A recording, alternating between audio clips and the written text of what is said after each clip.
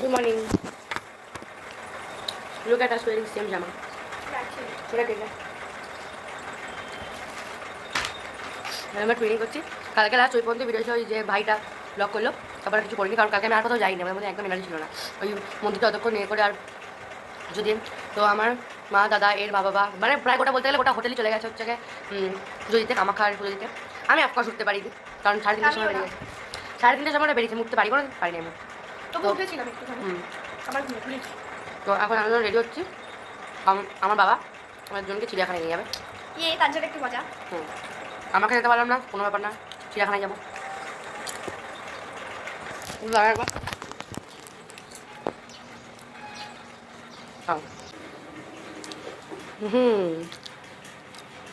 That's my outfit, that's her outfit. তো এটা ছিল আমার whole fit check after doing the makeup. And আমরা হোল বাস জার্নি করে চিড়িয়াখানার সামনে পৌঁছে গেছি, যার পর আমরা জানতে পারছি যে আমরা যে বারে গেছি ওখানে সেই বারটা করে লাইক চিড়িয়াখানা বন্ধ থাকে। মানে আমরা গেছিলাম প্রবাবলি শুক্রবারে, অ্যান্ড শুক্রবার করেই চিড়িয়াখানাটা বন্ধ থাকে। সো আমার বাবা আমাকে, সম্ভাবীকে অ্যান্ড ঈশানকে নিয়ে চলে গেছিলো সায়েন্স মিউজিয়ামে।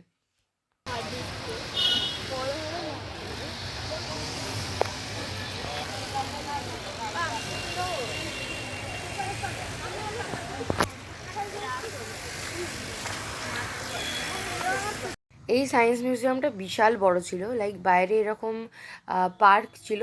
এই পার্কটা এইটুকুই নয়, আবার ওই পার্কটায় চিলড্রেন্স পার্ক আছে, তার পাশে বাটারফ্লাই পার্ক আছে, ড্রাগন পার্ক আছে। অ্যান্ড এর ভেতরটাতে লাইক ওই পার্কটার মাঝখানে একটা বিল্ডিং আছে, সেই বিল্ডিংয়ে মেনলি তোমরা সায়েন্স মিউজিয়ামের ব্যাপারটা পাবে, লাইক সায়েন্স সিটির মতো। বাট বাকি জায়গাটা জুড়ে পার্ক অ্যান্ড পার্ক।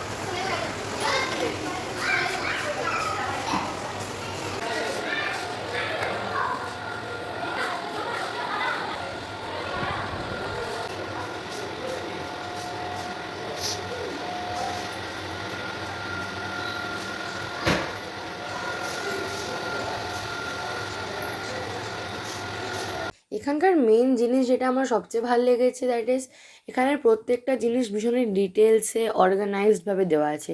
লাইক কোনো জিনিস দেখলে তোমার অ্যাকচুয়ালি পড়তে বা জানতে ইচ্ছা করবে। অ্যান্ড এখানে প্রত্যেকটা টপিকের জন্য বলতে গেলে প্রায় আলাদা আলাদা রুম। একটা এমনি কিডস পার্ট ছিল, তার পাশে একটা হোল বায়োলজি রুম, তার নিচে একটা হোল হিস্টোরিক্যাল রুম। এখানে যেমন এটা প্রবাবলি হ্যাঁ ফিজিক্সকে নিয়েছিল রুমটার কাছে, এখানে লাইটস অ্যান্ড মিরার্স দেওয়া ছিল, তো এটা ওর একটা ফিজিক্সকে রুম নিয়ে রুম ছিল। অ্যান্ড হিস্টোরিক্যাল পার্টের পরে একটা রুমে আমরা গেছিলাম যেখানে পুরো স্পেস কেমিস্ট্রি অ্যান্ড অল সব দেখানো ছিল। অ্যান্ড এখন আমরা চলে এসেছি পার্কে।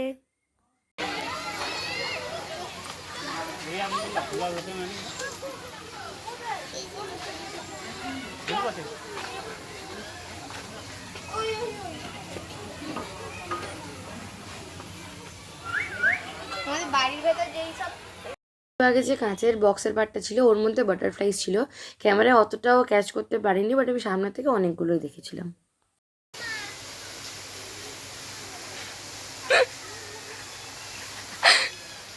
মুখ লাগাচ্ছিস কেন?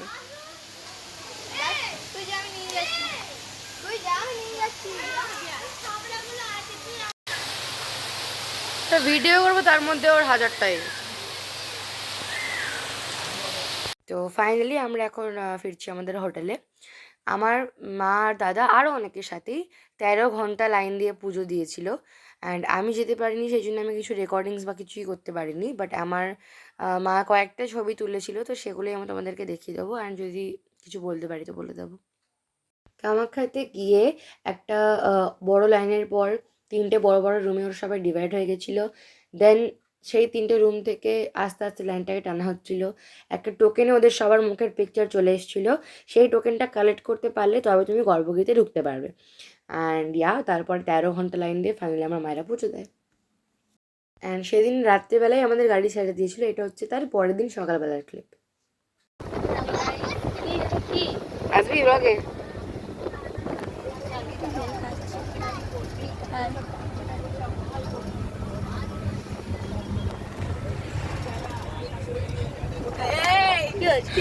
ইউটিউবে যাবে রে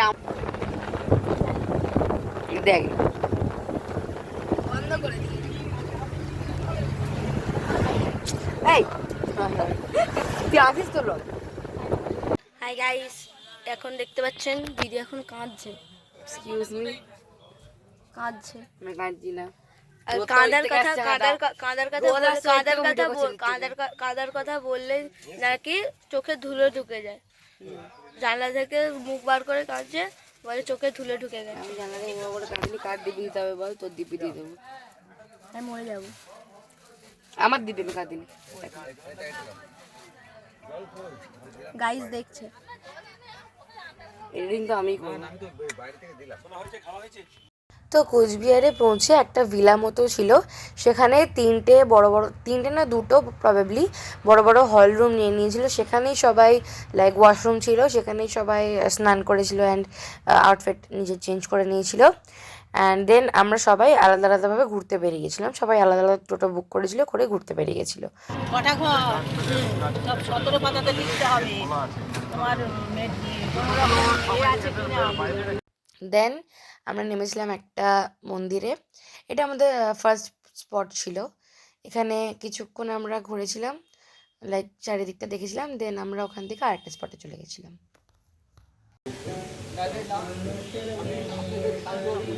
এই গাছটা আমার নামটা মনে নেই, কিন্তু যিনি আমাদের গাইড ছিলেন তিনি বলেছিলেন যে এই গাছটা দুটোই আছে, একটা আছে বৃন্দাবন, একটা আছে এই কোচবিহারে।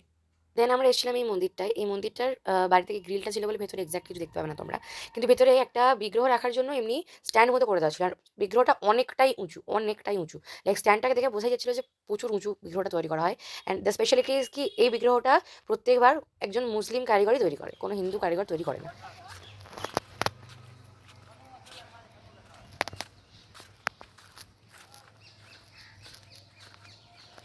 এর আমরা চলে এসেছি আর একটা স্পটে, যেখানটাতে এই দুটো সমাধি বলা হতো রাজার সমাধি অ্যান্ড রানীর সমাধি। অ্যান্ড তার পাশে চারিদিকে এমনি একটা পার্কিশ টাইপ ভাইব ছিল।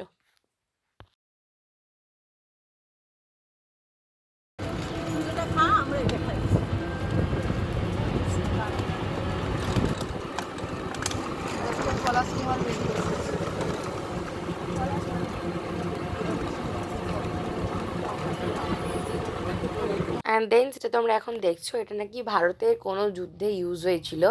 এর গায়ে আমি অনেকগুলো বোম অ্যান্ড গুলির দাগ ছিল, সেগুলো আমাদেরকে দেখিয়েছিল গাইড। অ্যান্ড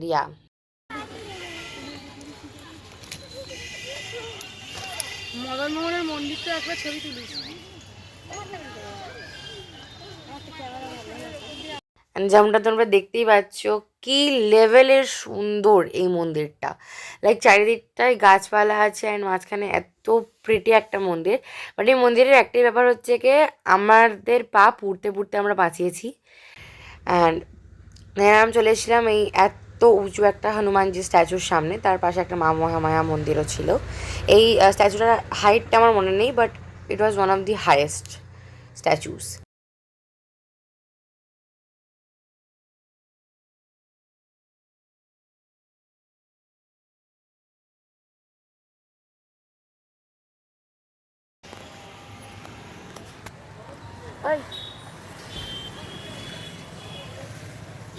আফটার দ্যাট আমরা চলে এসেছি একটা রাধাকৃষ্ণের মন্দিরে, যেখানটার মন্দিরটায় ঢুকলে তার অপোজিটে একটা পুকুর বা ছিল, যেখানটাতে সাদা পদ্ম দেখা যায়। আমি তোমাদেরকে এক্ষুনি দেখাচ্ছি। সাদা পদ্ম, লাইক আমি প্রত্যেকবার পিঙ্কিশ টাইপেরই পদ্ম দেখেছি, কোনোদিন আমি সাদা পদ্ম দেখিনি সেই হিসাবে মেনলি। বাট এখানে গোটা পুকুরটাই সাদা পদ্মে ভরা অ্যান্ড খুবই প্রিটি, খুবই পিসফুল।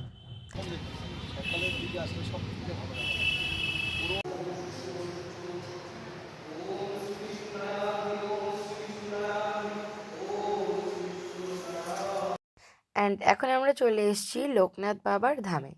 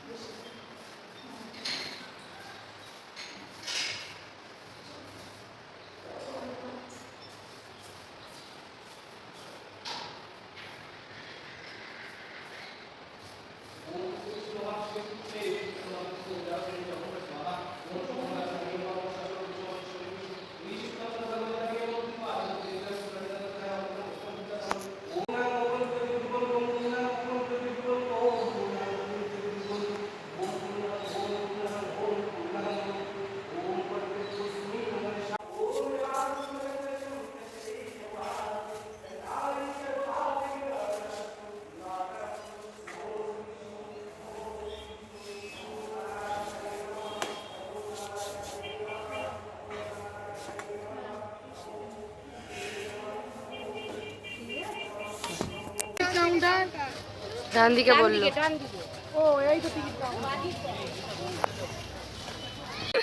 চুপ কর গাধি।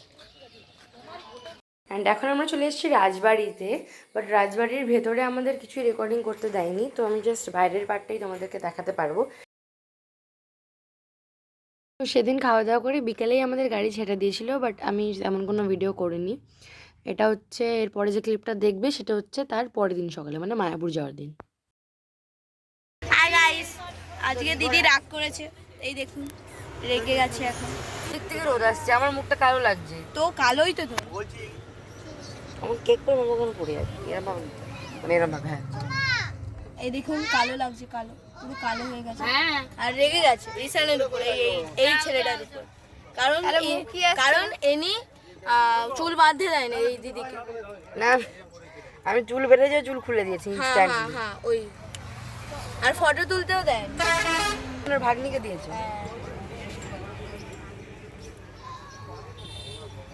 বিচার চাই, আপনারা কমেন্টে বলুন আমি কি করব। হ্যাঁ আমরা হ্যাঁ কমেন্টে কি বল। ডোন্ট ওয়ারি গাইস, তারপরে আমি ওর চুল বেঁধেছিলাম, and if you want a proof let me show you. Hello guys, guess what, আমরা আমাদের লং ট্রিপ শেষ করার জন্য কোথায় এসেছি? আমাদের এর থেকেই কোথায় প্ল্যান করা হয়েছিল? মায়াপুর। আমরা আবার মায়াপুর এসেছি।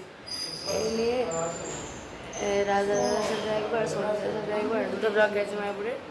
অ্যান্ড এই লং ট্রিপটা শেষ হচ্ছে মায়াপুরে। যেহেতু আমার চ্যানেলে মায়াপুরের অলরেডি দুটো বড় বড় ব্লগ আছে, আমি চাই না আরও মায়াপুরকে নিয়ে কোনো রেকর্ডিংস বা কিছু ক্লিপস দিতে। আমি ওই জন্য কিছু রেকর্ডও করিনি বেশি করে, জাস্ট একটা এই ছোটো ক্লিপটাই নিয়েছিলাম, আর কিছুই রেকর্ড করিনি। অ্যান্ড তো আমাদের ট্রিপটা এখানেই শেষ হচ্ছে। তো আবার দেখা হবে নেক্সট কোনো ব্লগে বা মিনি ব্লগে বা ভিডিওতে। Till then take care, stay safe and be happy. Bye by.